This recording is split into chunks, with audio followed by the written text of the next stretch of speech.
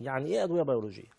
ادويه بيولوجيه يعني تختلف عن الادويه الكيميائيه اللي احنا بناخدها. كل الدواء اللي احنا بناخده في بيوتنا سواء في دواء كيمياء. كحه ادويه كيميائيه. خلاص. الادويه البيولوجيه هي ادويه مصنعه اصلا من جسم انسان، يعني زي فكره التطعيمات اللي بناخدها. الانتي. اه بالظبط.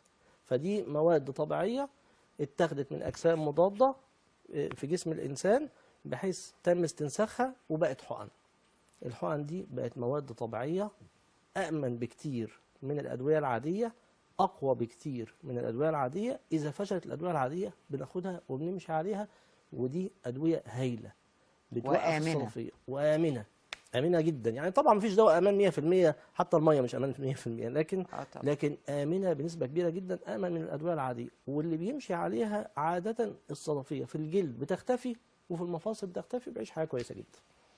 اذا